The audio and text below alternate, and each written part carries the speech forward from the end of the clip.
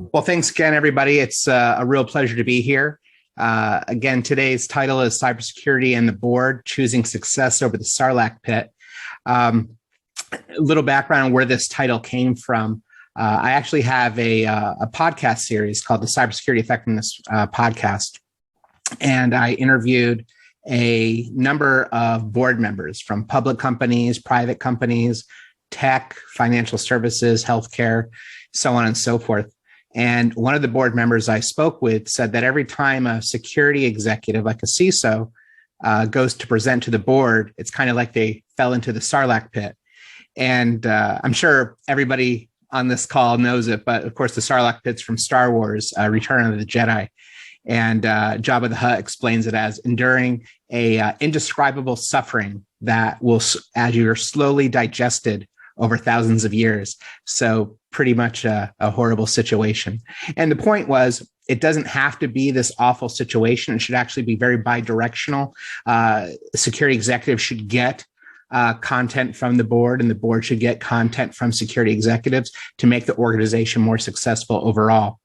But unfortunately, sometimes the language that people are speaking and the direction people are going in these meetings isn't really aligned with the business strategy. And I've pulled some quotes out of these interviews and tried to sprinkle in some other data points to make it interesting. So let's just jump right in. A little background about myself. I'm the Vice President and CISO for Mandiant Advantage. I've been in cybersecurity for about 25 years. I've worked in over 50 countries. Fun fact, actually, when I first left the United States and started doing real heavy business travel, Spain was the very first place I went to. I was with Bell Labs at the time, and I was doing a project with Telefonica.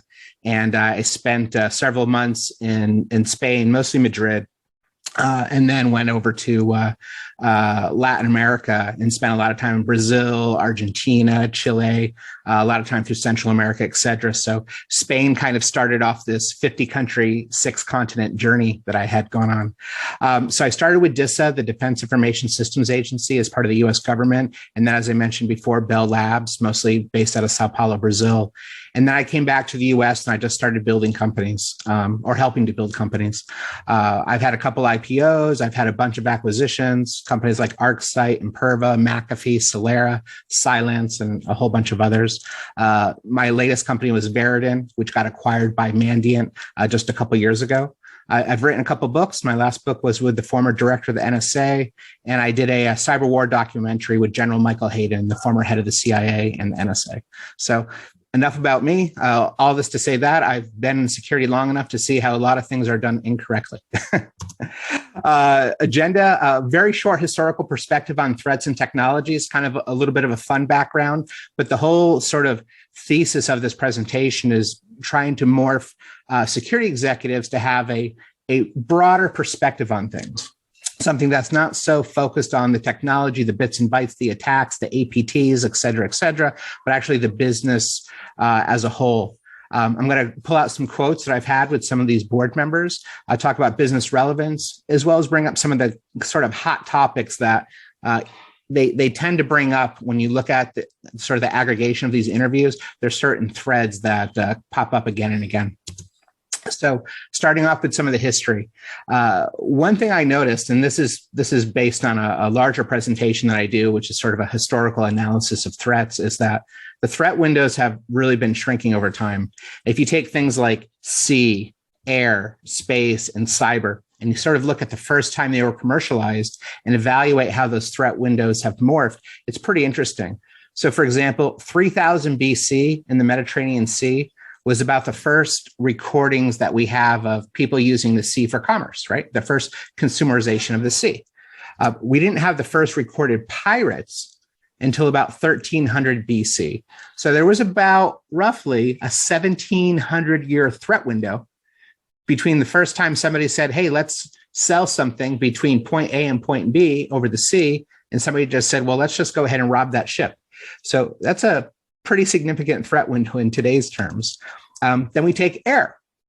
So 1859, John Wise tried to commercialize the use of air via hot air balloon to deliver mail and other goods. It was a fantastic idea. It crashed and burned. It literally crashed and burned, but it was a good idea.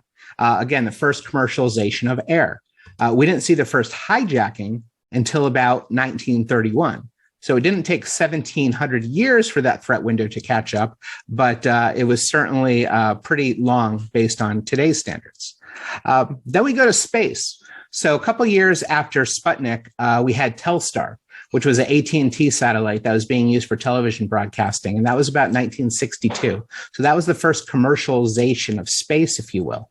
We haven't really seen a lot in terms of satellite warfare or attacks that are specific to space. The barriers to entry sort of make it not worthwhile to most attackers, but there have been some isolated incidents. One was the Trilla data theft in about 2015, and that had to do with a command and control system that was actually leveraging satellite technology. Then we have the commercialization of the internet. So in about 1988, NSFNet had a bunch of users, and they were charging them to use email. And then MCI at the time had a bunch of users, and they were charging them to use email. And they said, hey, guys, why don't we charge our customers so they can communicate with each other? By today's ideas, what a novel concept. Let people email each other.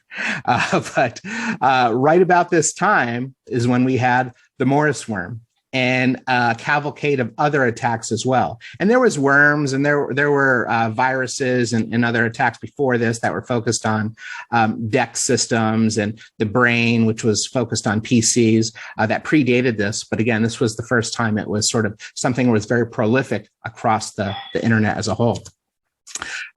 Another thing we see is basic technology can really shift advantage. So if any of you have seen the movie 300, you've seen these, Greek warriors in about 323 BC, and they had iron and they had bronze. Those were their metals. That was the advancement of their technology. And they would fight with a phalanx unit where they would move as one unit, and they were highly, highly effective for a very long time.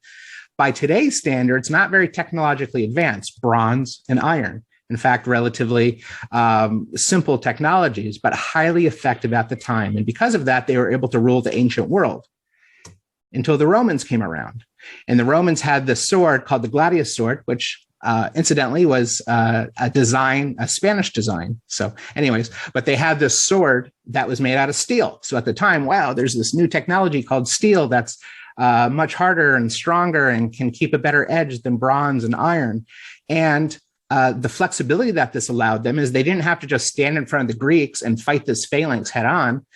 They could flank them. They could fight them on hills, in the trees, in the rocks, in the mud, in areas where the phalanx were not that successful. So not only did the technology help shift advantage, but as a result of the technology, they could change their processes as well. So again, basic technology, but you can kind of see how that really shifts advantage. Moving into the future a little bit, into the 1400s, we've got the Ottoman Empire, modern day Turkey. And these folks were called the Janissaries. And what was interesting about them is they weren't the first military to use gunpowder or have muskets, but they were the first one to really embrace it en masse and say, this is a game changer. And what this had to do with was complexity.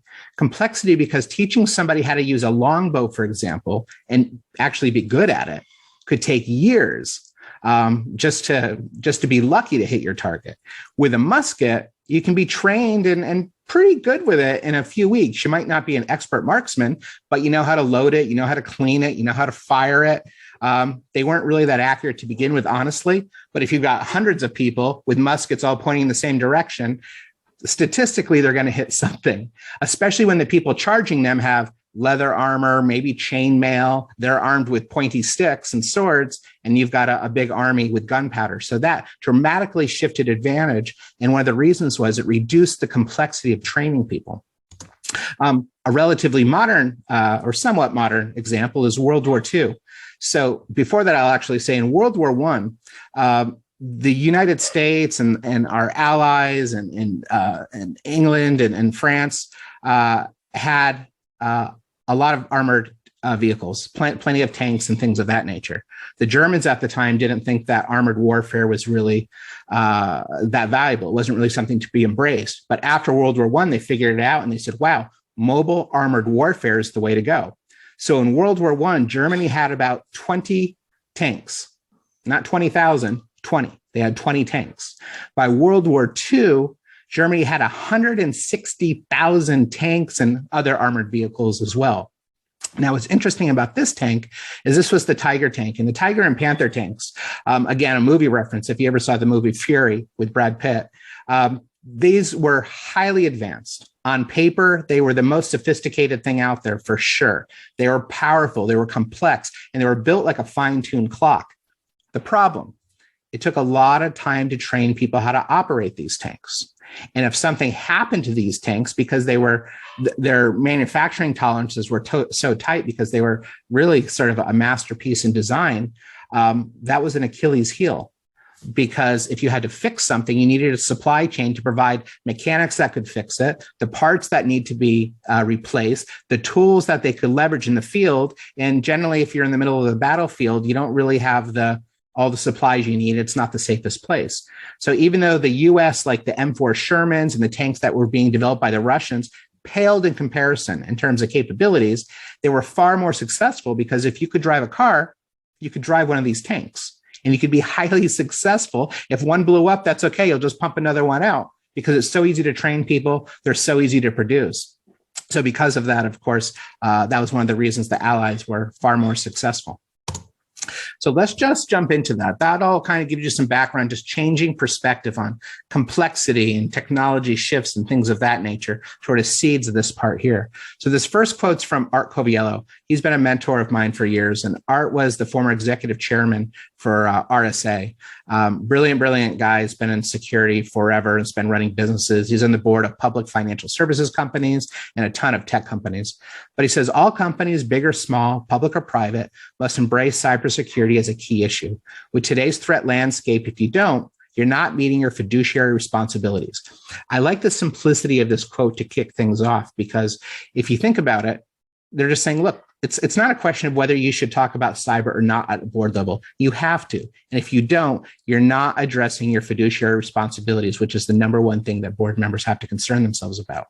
So cyber isn't a nice to have, it's a must have at these conversation points. So board members want to talk about this, but more importantly, they have to talk about this. So you're already in a situation where they want to have these discussions. And furthermore, and I don't have Art's quote for this, but one of the other things he told me was the most powerful committee now on a publicly traded company's board, and boards are made up of various committees, audit committees and finance committees and acquisition committees. But the most powerful committee on a publicly traded board today is the audit committee. And they've stopped asking cybersecurity leaders, do you have security controls in place to mitigate risk? Because the answer is always the same. Of course we do, but we still need more money. We need more money for more tools, for more training, to hire more people. What auditors are now asking is, can you prove to me that the security controls that we have in place are actually effective across endpoint, email, network, and cloud? Are they doing what they're supposed to do? And the people and the processes, are they effective? And furthermore, can you prove that that money that you're asking the CFO or the CEO for in terms of further investment is absolutely necessary? And we can't get that money out of other solutions we've already purchased. So it really comes down to evidence and proof these days. Another thing that we found is it's not really about cyber risk when you're having these conversations at the board. It's about the financial, the brand, and the operational risk that comes from cyber. Board members and other executives, they think of risk, thousands of different types of risk. It's a risk to open up business in a new country. It's a risk to embrace a new product. It's a risk to acquire this other organization. So there's lots of risk. Cyber is one, right? And when they look at it, they don't look at it because, oh, this is ransomware, botnet, or a new Trojan, or a new APT. They look at it from an impact analysis to finance, brand, and operations. And now you're seeing a lot of CEOs in the news, even from sort of lagging adopters in cyber technology, people like power and energy companies, where they're going on TV, they're doing interviews talking about the importance of cybersecurity, not because they woke up one day and felt it was the right thing to do. At least in most cases, that's probably not it. They're doing it because they have to. Their shareholders and their stakeholders are demanding it. They're demanding that they address these issues because they have to, because back to Art's quote, fiduciary responsibility. That's why cyber risks are being found they're discussing it in annual reports. corporate governance documents, committee charters. All these official publicly available business documents are now mentioning cyber as one of the risks that they have to look at. And at this level, you have to be able to measure your security effectiveness like other strategic business units. So if you go to a CFO, for example, and the CEO asks, hey, CFO, how much money do we have in the bank? And her response is, well, I can't give the exact number, but we do PCI audits and MITRE attack this and this, that. And we just did a red team exercise and patch management and vulnerability. It just wouldn't fly. They just want to know how much money's in the bank. Right. And we've gotten kind of a pass on that in security. We have a very kind of squishy risk-based response. Well, that doesn't fly at this level. So boards demand evidence, measures that are tangible. There's no room for guesswork. There's no room for assumptions. They want facts, just like they get from sales and finance and operations. Now, we've been asking to have security have a seat at the board level for decades. Well, now it's happened. But now we have to adapt as security leaders to make sure that the information that we're sharing with these board members are in a format that they can actually leverage, that it is strategic, it is based on facts, and it is based on measures. There's about 6 things that kind of across the board, all these board members kind of agreed on. This is sort of the major 6. This is what they really care about at the end of the day. And again, none of it's based on specific attacks. Are my communication services secure? Things like email. Are my financial services systems, all the systems that are tracking the actual money? Of course, those are key. Customer data and intellectual property, is that safe? Are the critical applications and the infrastructure supporting those critical applications, are those secure? Are you making sure that only the people that are supposed to get access actually have access? And can we demonstrate compliance? That's it. Those are the big 6. Nowhere do we see ransomware, APT, and things like that. Not that those things are important. Those are feeders into these specific points, but you have to speak at this level, or else you get invited to talk to the board. They give you an hour, and then next quarter they invite you back. They only give you 5 minutes because they just don't have the cycles to process everything that's being pushed out. This is Alexa King. She has an interesting background because she's a lawyer, in addition to being a cybersecurity executive and a member of a number of boards. And Alexa says, if you provide boards with evidence-based data, that word again, evidence, regarding your cybersecurity posture, trends, intelligence, effectiveness, et cetera, they should be able to provide you with valuable input based on their broader perspectives. So it's bidirectional. This isn't just the CISO or other security executives doing a dance in front of the board. This is also supposed to be the board giving input to security executives, because theoretically and hopefully the board has a broader perspective. They're having conversations that the security team isn't privy to. They're working with other organizations, supply chains, partners. They have this broader, maybe not security specific, but broader perspective that could be impactful to you, just as what you say could be impactful to them. So it's give and take. It's education on both sides, and you should be getting as much as you're putting in. Now, business relevance. So across all industries, businesses rely on their critical assets. And this is to generate revenue, be competitive, drive value, all these things that we think of when we think of business relevance. But as a board member, as a non-technical, non-security executive even, everything kind of falls into these categories of business relevance. The other one is business continuity. How do I keep the business running, access to data and customer systems and critical infrastructure? What about regulatory mandates and compliance and privacy concerns and legal issues? And then critical asset protection, which we talked about before, everything from intellectual property to customer data. And finally, and I think the most important point here, is rationalization and optimization. It wasn't until maybe 5 or 6 years ago, maybe 5 years ago, the first time we ever saw somebody with the title of VP of Security Rationalization, or seeing a security rationalization team. And the whole point of these new teams, I started seeing it first in financial services, now I see it in a lot of groups. They're rationalizing security investments to make sure that they're actually getting value from the tools they've bought. If I spend $1 million on firewalls, am I getting $1 million in value, or am I only getting like $200,000 or $300,000 worth of value? Do we have a lot of overlap? Do my people know how to use these new tools? Are the processes still effective? How much budget do we really need, and how do we prioritize where to invest next? Rationalization and optimization, ensuring that you're getting the most value possible out of your tools. This is becoming highly, highly important because, again, like sales and finance and operations, they always have to rationalize.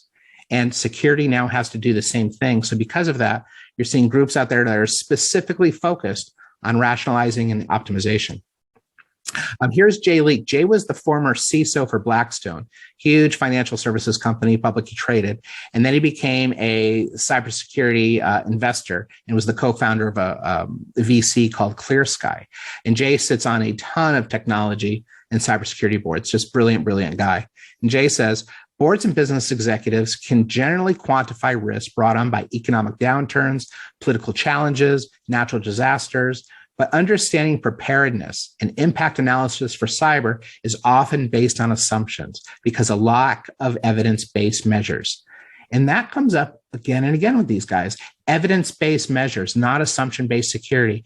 Again, there's zero tolerance for guesswork, for hopes and prayers, for assumptions at the board level. They want facts. What's working? What's not? What's optimized? What's providing value? Where are the gaps? These are the types of things that we need to see.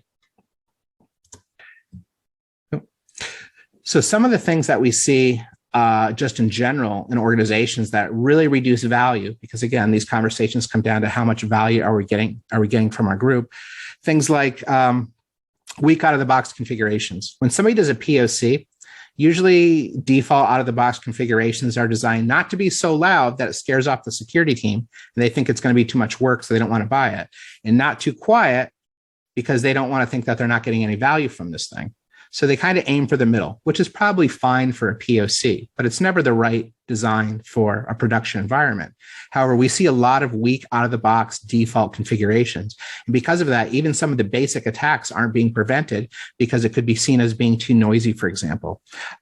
Lack of resources post-deployment.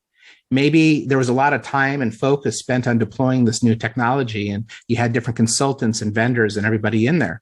But a week goes by, a month goes by, a quarter, a year, and there's no post-deployment support for those. So they just kind of sit there and rot, and you don't get the value out. Misconfiguration or underconfiguration. On average, we usually find that people are getting about 20% of the value out of the security controls, whether that's endpoint, email, network, or cloud. It's not because of bad tech. It's not because of bad people. Generally, it's a function of there's just so many different security vendors on site. Most companies on average have about 70 different security vendors that they leverage. I've seen banks that have over 200, which is nuts to try to even keep those devices running, let alone get value from them. Things like SIM issues. I like to use SIM as an example because SIM is a superset. And I spent about 7 years at ArcSight. So I kind of saw the SIM space evolve from 0 customers, 0 revenue, all the way through us taking it public. In SIM, you have to make sure that NTP is right and parsing's correct, and all the IPSs and firewalls and everything reporting up into the SIM are actually getting the information there properly, and that IT didn't throw up a proxy server that's blocking syslog. Now all of a sudden your SIM's not working accurately. So SIM is the superset of all these other devices. Then you get to the point of doing pattern discovery, anomaly detection, volumetric analysis, temporal analysis, correlation rules, and alerting, hoping that everything below it was right. So it's a very expensive investment. It's very hard to get right because you are dependent on all these other things working properly. So if you haven't optimized and ensured that all those security tools reporting to the SIM are actually working effectively, they're being parsed properly, everything's accurate, chances are you're not going to get value out of a product like SIM. And I've spent thousands of hours writing rules and pattern discovery anomalies and all the detection, all the stuff in SIM. The other big problem is you have no way to test it once you've written all this. So how do I validate that all my security controls, my SIM are reporting properly if I don't have any way to test and validate? Because they're so complex, you're just writing these things and hoping that when a real attack happens, they actually work. And again, assumptions don't work in security. Here's Matt Biggie. Matt's been an investor and board advisor for several decades and primarily security companies, but a large number of tech companies. He said that audit committees evaluate a wide range of risks. from standard accounting practices to the composition of boards. And we talked about all those committees earlier. In cybersecurity, historically, audit committees have lacked controls, effectiveness, evidence, validation measures against threat intel and optimization metrics. So that thing that we saw before, validation and evidence, but also now threat intel. And threat intel has come up as this big topic now, not as a lagging indicator of compromise for IOCs, and other variables about the latest threat actors, et cetera. But now it's becoming this sort of tip of the spear, if you will. So I want to evaluate all my security controls against the latest threat intel and then measure their effectiveness. And then I can report that back to the board. When the board says, well, where do we stand? How secure are our systems? Well, we've evaluated all of our security controls against the latest threat intelligence. This is what's working. This is what's not. This is what we can kind of put some compensating controls on. This is where we need additional evidence. It's very black and white. It's just right there in front of you.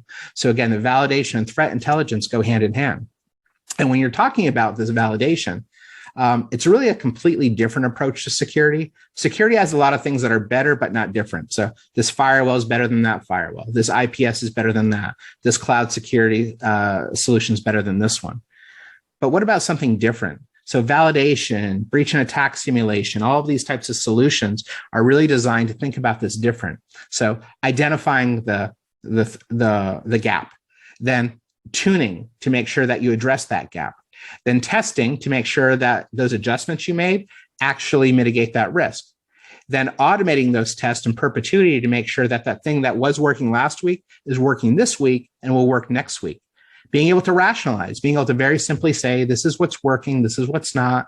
I'm going to map it to MITRE ATT&CK or NIST or OWASP or SANS. I'm going to be able to report on what I'm finding and demonstrate the value of my team to the board at the same time by showing we are strategic.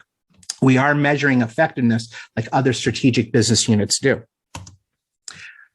This one's Bill Kroll. So Bill and I actually wrote a book together several years ago. Brilliant guy.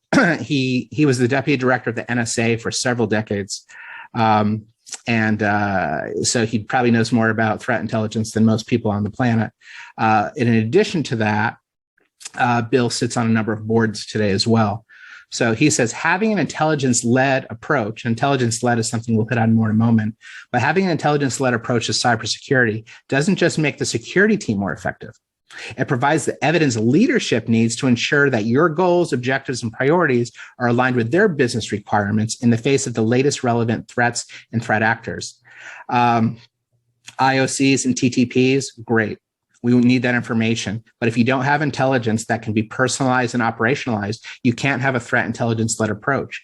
If you do have a threat intelligence-led approach, meaning that you're taking this threat intelligence in real time in an automated way and validating that, is my endpoint able to block and detect Mimikatz? Can I stop command and control and beaconing? What if someone's trying to tunnel over ICMP? And having these capabilities where you're actually testing in real time as these IOCs and TTPs are coming through, then you're not really leveraging threat intelligence to its best capability, and you can't have an intelligence-led approach. And if you can't have that, then you're not actually helping the business as much as you could. So having this intelligence-led approach, again, this is a theme that kept on coming up. It's become the new tip of the spear. Again, it used to be kind of like a nice-to-have threat intelligence. Then it became, it really is important, but I'll use it forensically as a lagging indicator of compromise. And now it's becoming highly, highly important.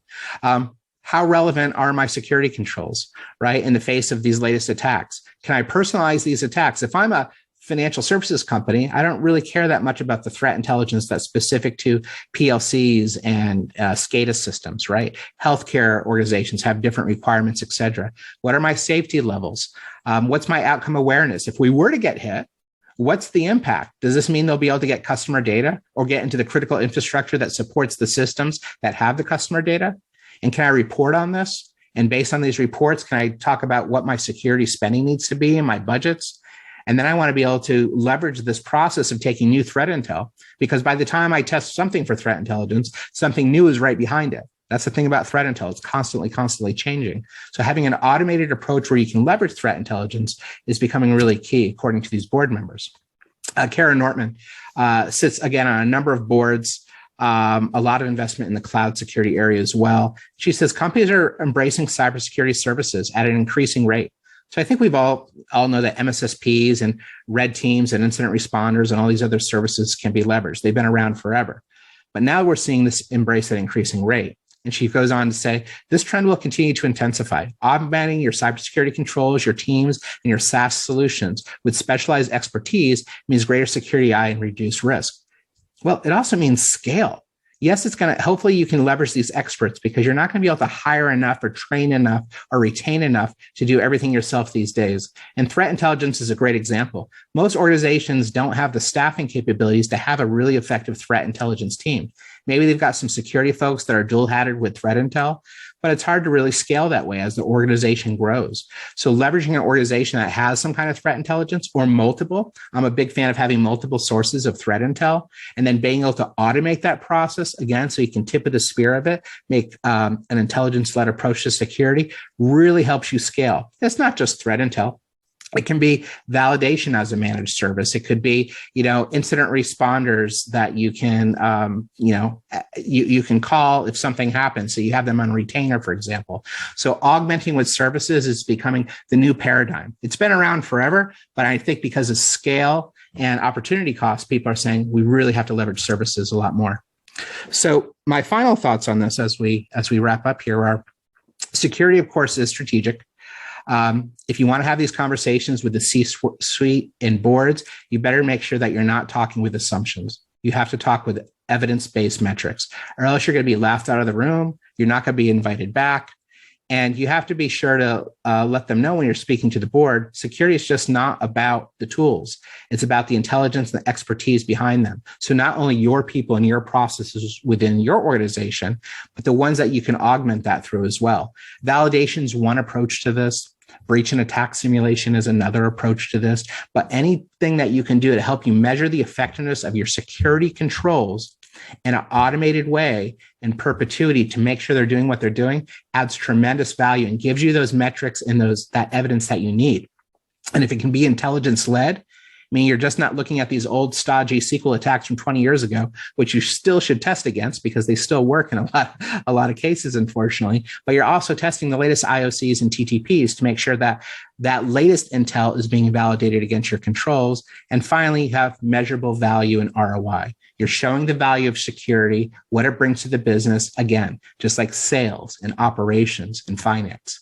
Now, I cherry picked a few of these interviews just to share because I don't have the cycles to talk about them all, of course, but I've done over 100 interviews. Again, it's the Cybersecurity Effectiveness Podcast. You can find it on Spotify or iTunes, whatever you use to listen to your podcasts. And we try to keep them very vendor independent with lots of experts, red teamers, blue teamers, reverse engineers, CEOs, founders, lawyers, venture capitalists, board members, CEOs, you name it. It's a pretty broad spectrum. So with that, I'd like to thank everybody for their time today, and I really appreciate being part of BSides Barcelona. Thank you so much.